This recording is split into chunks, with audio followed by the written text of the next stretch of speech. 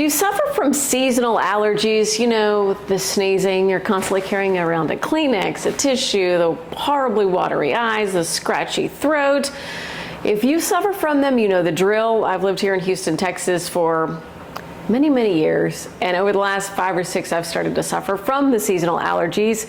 Mine usually start when the pollen starts, which is in the spring months, and although it's not quite time yet, we're not seeing the haze of yellow and green all over the place that lets you know that pollen season is officially here, but we know it's on its way. And I was talking to a friend the other day who's pregnant, and she was saying that she was having some allergies and couldn't take anything because she's pregnant. And so I said, have you ever heard of a low histamine diet? And she said, no, you're kidding. And I said, it honestly really helps. She said, you should do a video about that. So here I am doing the video about that, because it's something that honestly helps so much if you suffer from seasonal allergies. Now, I do want to be clear. I still have to take medicine, even when I do the low histamine diet, which makes a huge difference. I'm much more comfortable, but I do still have to take the medication.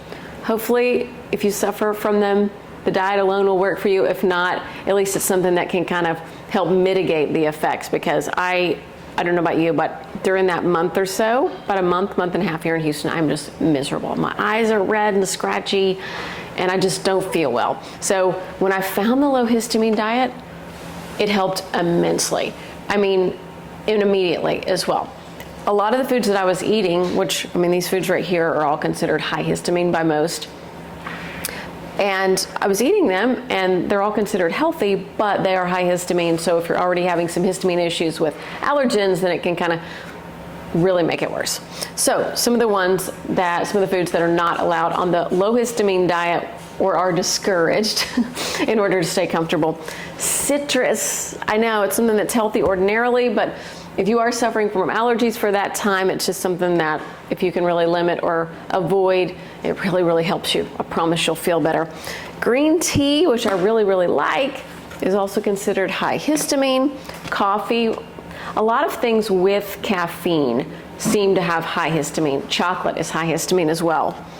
So vinegar, so salad dressings, things like that, also considered high histamine. A lot of dairies are considered high histamine. Fermented foods, also high histamine. Alcohol, I know that's hard for a lot of people to give up, but you really do seem to feel better if you stay away from that, if you are suffering from allergies. So these are some of the things to avoid. I know a lot of people go, oh my gosh, what am I going to drink in the morning if I can't have green tea or coffee? So some of the things that you can have are things like teas that are herbal. A lot of them don't have caffeine. So like this is a mint tea. So that would work on this low histamine regimen that you're going to be on hopefully for a very short period of time until your allergies clear up or the pollen goes away or whatever you're allergic to in your area goes away. So these are some of the main things to avoid. Also, like processed meats are also on that list of high histamine foods. You can Google, you can do your own research, but at the end of the day, you'll notice a big difference. Some things that you'll eat when you are suffering from allergies will make it much worse.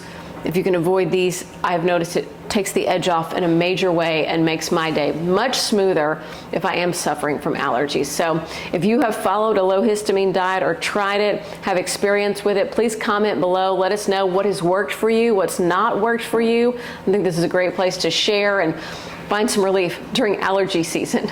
If you're enjoying the videos, please like, share, and subscribe. Until next time, have a wonderful day, everyone.